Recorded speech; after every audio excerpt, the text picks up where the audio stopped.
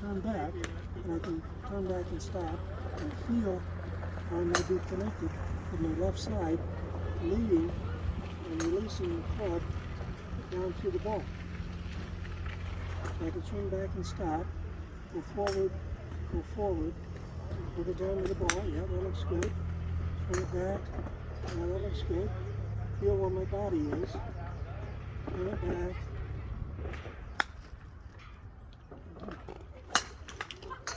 And so with everything in line, the ball went straight. Okay.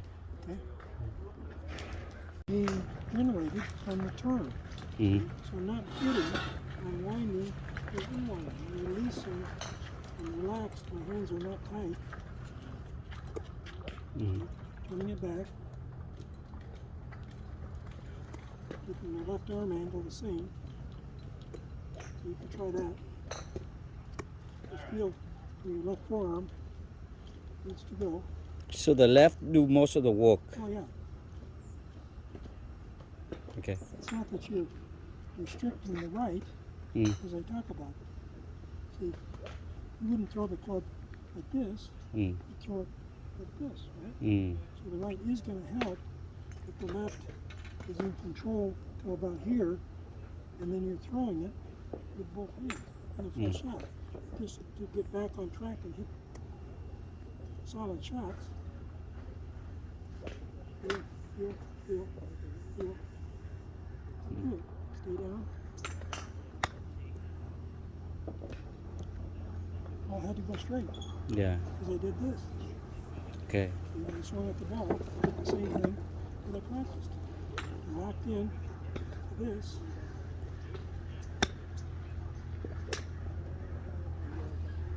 I just got to go straight. Thank you. Okay. So we take some practice swings. I'm going to set behind the ball now. Weight on the right foot, right shoulder lower. Turn back behind the ball.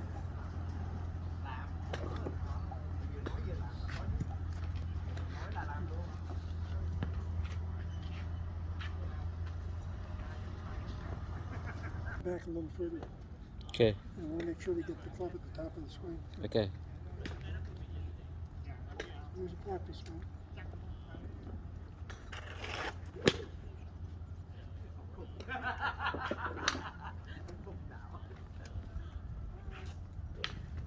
Sit back behind the ball. Head up.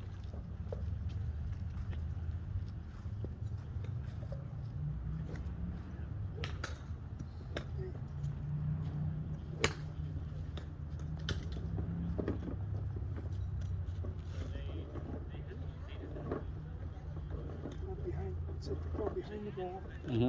It's up turning in the swing through.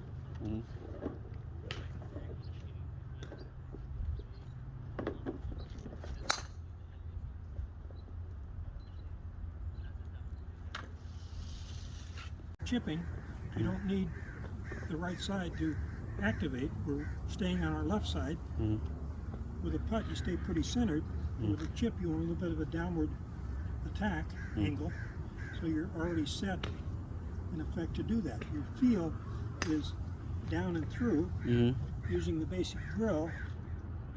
You're doing that, but with the chip, you wouldn't even need to move your right knee. You just kind of let your body go with the club, so you keep the club down to impact. So we want to, again, hit the ball first and then the turf, but it's not quite as important with a full shot, in that we've got a bigger margin for error usually. You can think in terms of hitting it at the base, at the bottom of the arc, or just past the bottom. Okay, so ball's here, I'm trying to hit the ball first and then the turf. Okay, so not this, not wristy, not hitting, but squeezing. Just letting the club do the job. You can't come over this way. You can take this angle if you want. Okay. So I'm going for the bare spot there. I'm getting a feeling the club head, and visualizing I'm going to just let it land a short distance and let it roll the rest of the way. after I get to it, that's the idea. Mm. The ball got up in the air without me trying.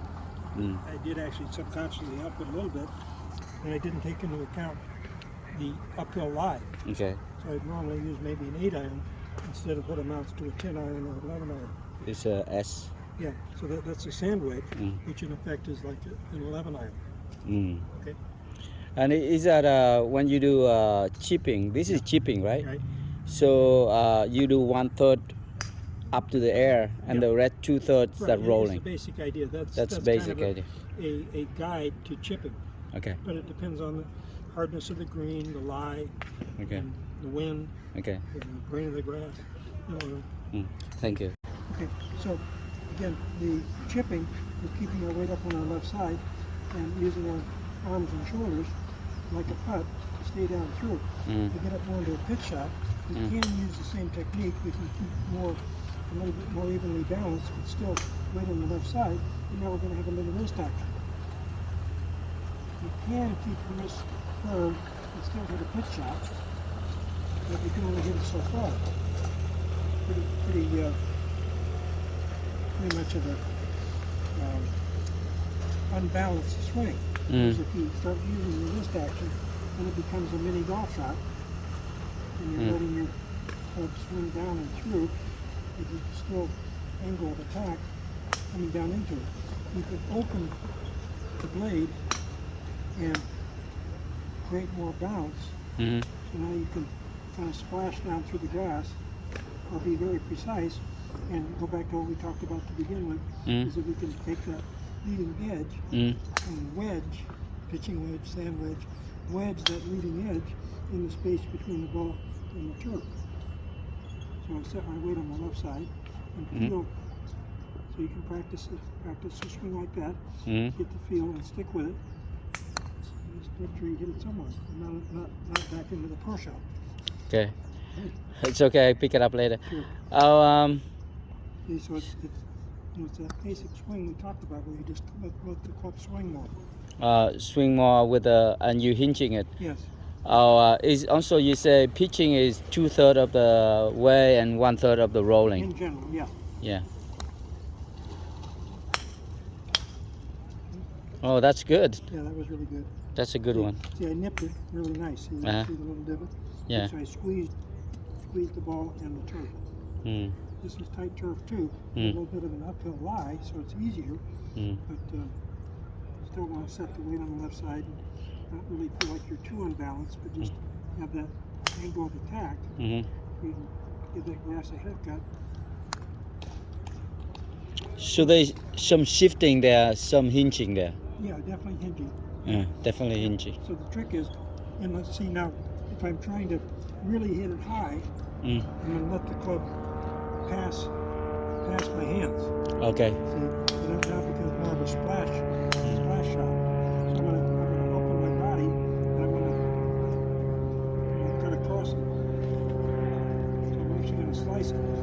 So it's just more of a slice.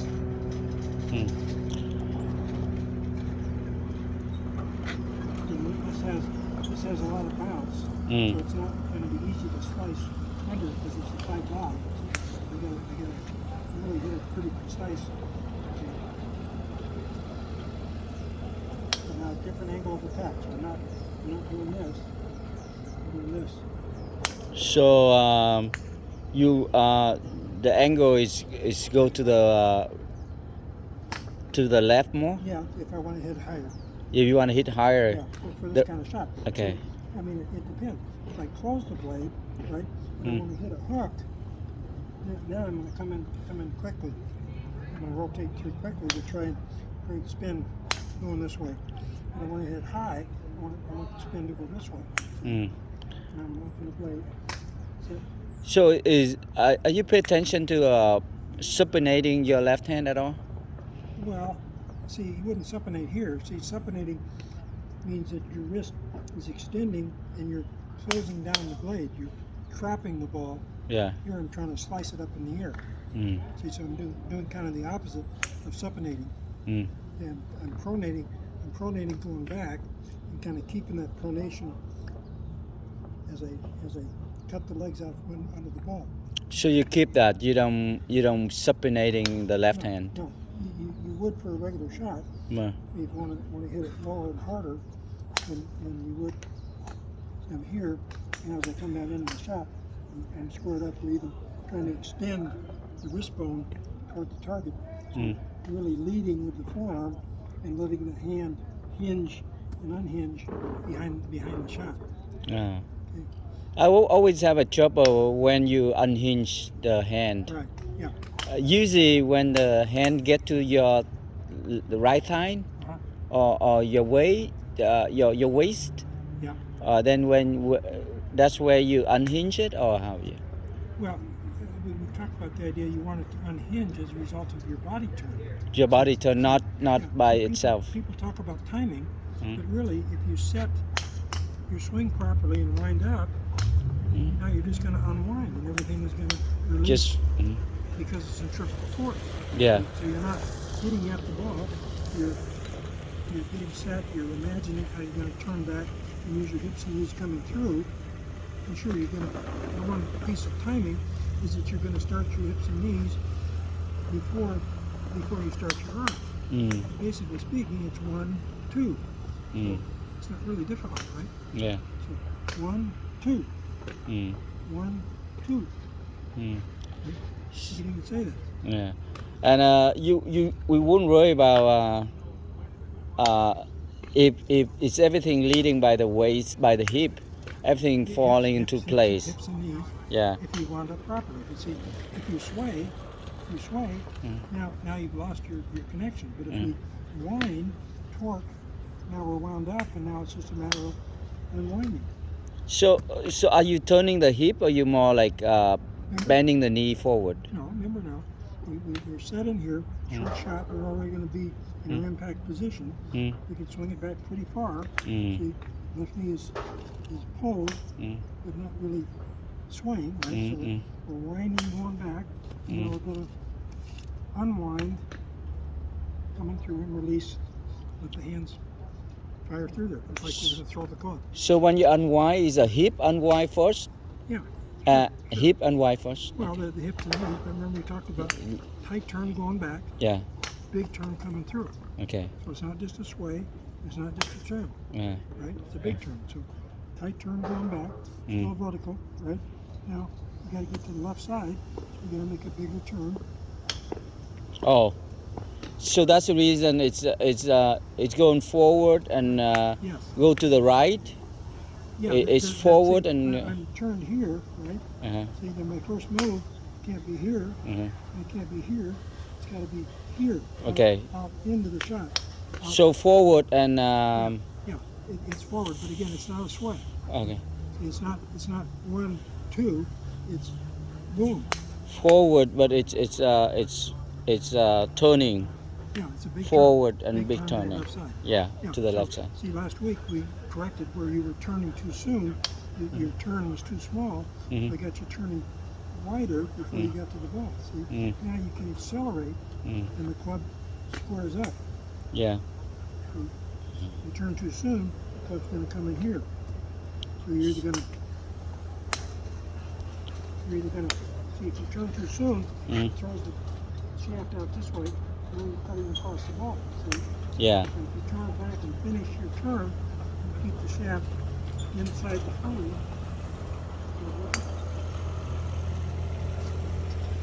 So when you say the tight on the tight circle when you go backward, Right. and when you go forward is a bigger circle. Right. It's more on the hip. Right. Yeah, and the hip gonna leading everything else become big. Right. But you should think about the hip doing it, right? Yeah, in terms again, when you're ready to hit, when you're ready to swing, I visualize turning my shoulders, because I know my shoulders, I help, in other words, I release the hips, I don't try to restrict the hips and then turn. I just let my shoulders and my torso turn, and lo and behold, it moves my left knee.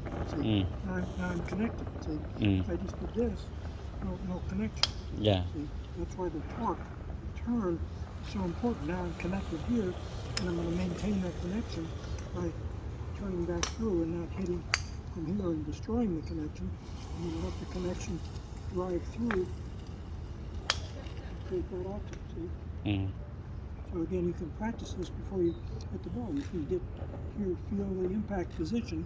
Yeah. Feel it, feel it, feel it. Swing it back, feel it, swing it back, feel it, right? And then do it. Half shot, 3/4, full shot. Thank you. Very